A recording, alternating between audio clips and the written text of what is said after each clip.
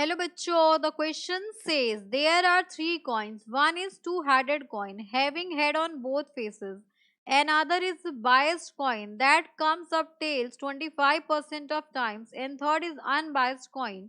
One of the three coins is chosen at random and tossed. It shows head.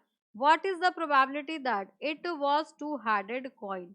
So यहाँ पर देखिए question आपसे कहता है कि तीन कॉइन्स है जिसमें से एक कॉइन आपका टू हेडेड कॉइन है। एक कॉइन आपका टू हेडेड कॉइन है जिसमें दोनों ही फेस पे हेड होगा, और नेक्स्ट कॉइन आपका बायस्ड कॉइन है जिसमें 25% टाइम्स टेल आएगा एंड 75% टाइम्स आपका हेड आएगा, और थर्ड आपका अनबायस्ड कॉइन है जिसमें 50% टाइम्स आपका हेड आएगा और 50% टाइम्स आपका टेल आएगा, यानी कि हाफ हाफ चांस है।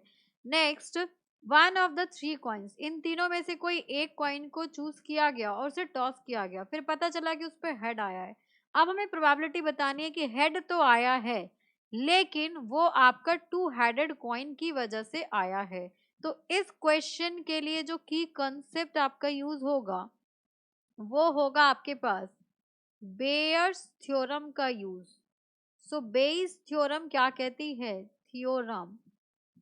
तो अब यहाँ पे बेस थ्योरम का फॉर्मूला लिखा जाए तो ये हो जाएगा probability C1/H is equals to probability of choosing first coin multiplied by probability that the head comes from first coin upon probability C1 multiplied by probability H by C1 plus probability C2 multiplied by probability H by C2 plus probability C3 multiplied by PH by C3। अब यहाँ पर हम events define करते हैं।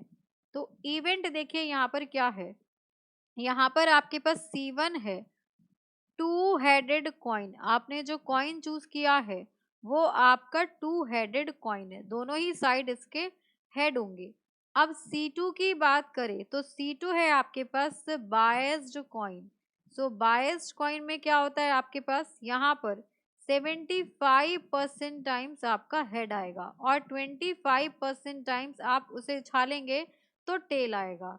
अब यहाँ पर C3 है आपके पास अनबायस्ड कॉइन। ये कॉइन है आपके पास अनबायस्ड, इसका मतलब ये है कि 50% टाइम्स आपका हेड आएगा और 50% टाइम्स आपका टेल आएगा। अब यहाँ पर एच आपका इवेंट क्या है कि हेड अपीयर होगा on the coin, head appears on the coin. अब यहाँ पर किसी भी कॉइन को चूज करने की प्रोबेबिलिटी क्या होगी, C1 चूज करने की, कॉइन C2 चूज करने की, या फिर कॉइन C3 चूज करने की। तीन कॉइन है उसमें से एक को ही चूज करना है। अब यहाँ पर हम प्रोबेबिलिटी फाइंड आउट करते हैं कि हेड आया है और वो C1 कॉइन से आया है, तो C1 कॉइन पे दोनों ही साइड आपका हेड होगा, यानी कि श्योर है कहीं से भी आए आपका हेड आएगा। ठीक है, अब देखिए नेक्स्ट, आप देखिएगा फाइन। नेक्स्ट, अब हमें बताना है कि हेड आया है वो कॉइन 2 से आया है। सो कॉइन 2 से हेड आने की प्रोबेबिलिटी कितनी है, 75% है। तो यहाँ पर 75% को आप 75/100 लिखेंगे एंड ऑन सिंप्लीफाइंग यहाँ पे आपके पास 3/4 आ जाएगा, तो इसकी वैल्यू हो गई 3/4। अब आपको बताना है प्रोबेबिलिटी कि हेड है और वो कॉइन आपका 3 से हेड है। तो यहाँ पर कॉइन 3 में 50-50% चांसेस है, तो ये हो गया आपके पास 50/100, तो इसकी वैल्यू आ गई आपके पास 1/2। अब यहाँ पर आपको जो फाइंड आउट करना है वो आपको फाइंड आउट करना है कि जो हेड आया है आपका टू हेडेड कॉइन से आया है, तो PC1/H की वैल्यू फाइंड आउट करनी है।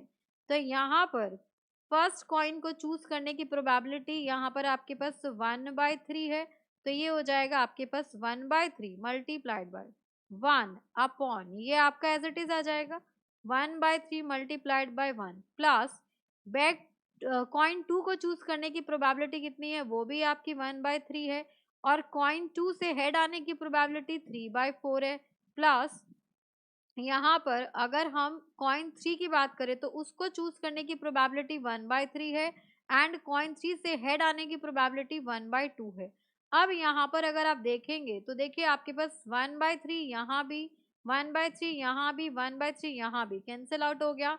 तो P C1/H की वैल्यू हो जाएगी 1 अपॉन, यहाँ पर आ गया आपके पास 1 + 3/4, 1 + 3/4 + 1/2। आप एलसीएम लेंगे तो 1 अपॉन, यहाँ पर एलसीएम आ जाएगा 4 एंड ये हो जाएगा आपके पास 4 + 3 + 2। इसको सॉल्व करेंगे तो ये 4 ऊपर चला जाएगा एंड यहाँ पर आ जाएगा आपके पास से 9। तो रिक्वायर्ड प्रोबेबिलिटी इस केस में होगी PC1/H equals to 4/9। So hope you understood it very well. Thank you so much. Best of